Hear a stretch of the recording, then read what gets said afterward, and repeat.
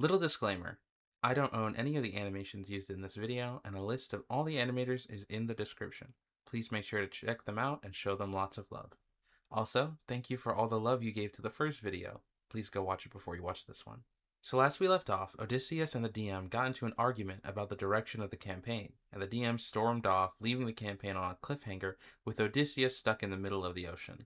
By the time the next week rolls around, all of the old party has come together to hang out and play Mario Party or something. Anyway, the topic of Odysseus' post-campaign adventure gets brought up, and the DM says that they didn't get to finish it yet, but they don't want to tell the friend group about the weird argument. The friend group, however, immediately starts trying to get the two of them to finish the session right there and then. Reluctantly, the DM agrees, and they drag Odysseus over to the table and have them play for their own entertainment. The DM, still feeling pretty petty, decides to spawn Odysseus directly into a storm without any warning. But having done a lot of boat mechanics, Odysseus wasn't too worried, especially because he has proficiency in sea vehicles. The friend group decides to start playing the role as his crew, and they do amazing. They ask for orders, they cry in fear of the storm, they even try to get Odysseus to change course. The DM loves this, and it immediately draws them back into the game, as they give all the friends a different NPC to play. Odysseus, on the other hand, is a bit less enthusiastic about having people constantly questioning his leadership, but he loves playing with his friends, so he's fine with it. After fighting the storm for a few rounds of Pirate Ship Simulator, one of the crew succeeds their perception check and spots a floating island. Side note, this is a railroading tactic I use as a DM a lot. You show the players a super cool place that they just have to see because you have nothing else planned. Anyway, after seeing this island, Odysseus gets his crew to all throw their harpoons and anchor themselves to the island. See guys, rope isn't useless in D&D. Odysseus immediately says he wants to climb to the island, because he succeeded his history check and knows that this is the home of the wind god, and he wants a new warlock patron ever since Athena left. But Eurylochus takes this opportunity to roleplay with Odysseus. These two have played D&D together for a while, and their roleplay chemistry is near perfect. Eurylochus is voicing his doubts and fears to his friend, and Odysseus is responding with his cold, calculated assurance. He tells him that his second command just needs to listen to him and be obedient, leaving Eurylochus a bit hurt, but accepting Odysseus' decision and letting him climb to the floating island. When he makes it to the island, he almost immediately comes face to face with the wind god, and begins his usual charismatic expertise to try and convince Aeolus to cast control weather to get rid of the storm, and help him get home. They agree rather quickly, which confuses Odysseus' player, but he isn't going to just try and turn down a god's blessing. The DM then states that Aeolus has one condition. Odysseus is given a bag that cannot be opened no matter what, or else the storm will be unleashed once more. Odysseus, ever the confident player, accepts the deal and makes his way back to the ship with the help of wind spirits, convinced that this will be an easy task. That is until the crew asks, "What's in the bag?" And before he can answer, the DM says, "It's treasure!"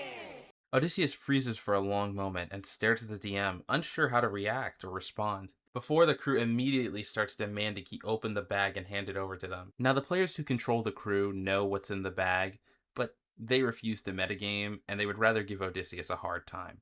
Odysseus' player is having none of it, and tries to deny the rumor to his crew, except he rolled a nat 1 on his persuasion attempt, and instead of trusting his crew, Odysseus decides to avoid long resting multiple times during the ship's travel, leaving him with 4 levels of exhaustion, which is pretty ill-advised to say the least, because lack of sleep leads to,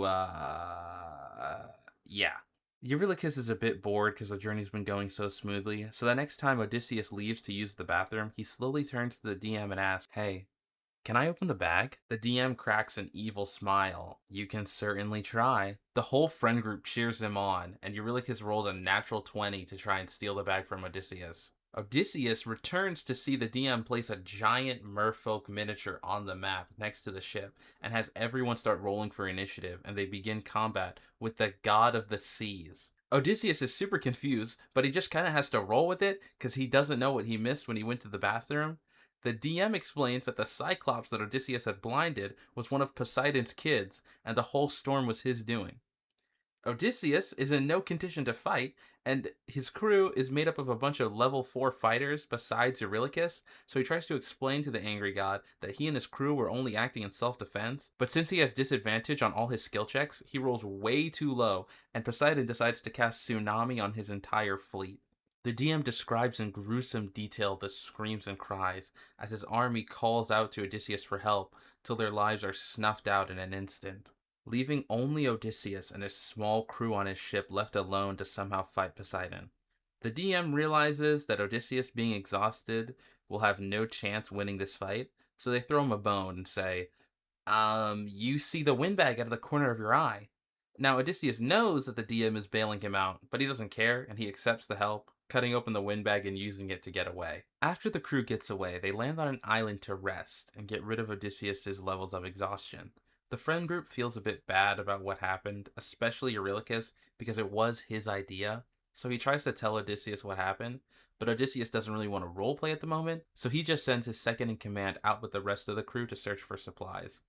They have a short adventure where they run into a witch that turns them into pigs. Wait, is this where Spirited Away gets it from? Anyway, Eurylochus makes it out and runs back to warn Odysseus about the witch, and then tries to convince him to abandon the rest of his crew and try to make it home without them.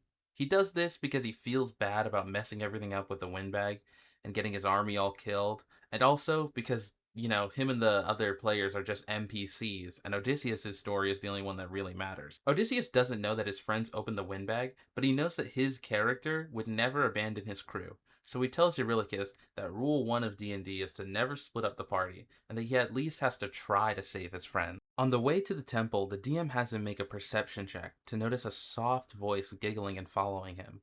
The whole group immediately recognizes the voice as Hermes, who was a reoccurring NPC during the main campaign, and he offers to help Odysseus and temporarily give him back his warlock abilities because he won't stand a chance against the witch without him. Odysseus, who has missed his powers, accepts them immediately and makes his way to the temple with more confidence than before because he knows he has more than just his words. Except, all of that confidence is stripped away quickly when he comes face to face with the witch, and the DM begins describing her appearance, which he recognizes as Circe, an OC that the DM has used in a campaign where they played together, and their characters had a deep romance. The DM doesn't hold back and sneaks in flirty comments during their conversation, while Odysseus is trying to stay on track and threatens her to turn his crew back into humans or he'll kill her, which doesn't go over well with her and starts their combat encounter.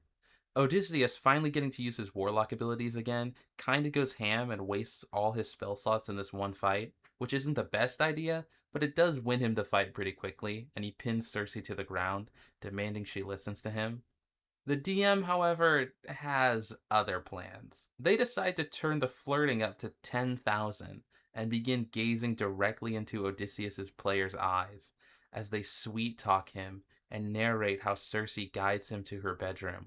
Odysseus is caught way off guard by all this flirting and can't manage to get in a response without stuttering.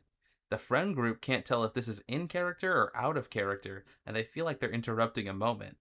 The DM doesn't even cast a charm spell on Odysseus. They just keep describing how Circe touches him and guides him down on top of her. And just before he falls for it, Odysseus remembers that this is a D&D game, and his DM isn't actually flirting with him, and his character has a wife who he is loyal to, so he pulls himself away from Circe with all his willpower.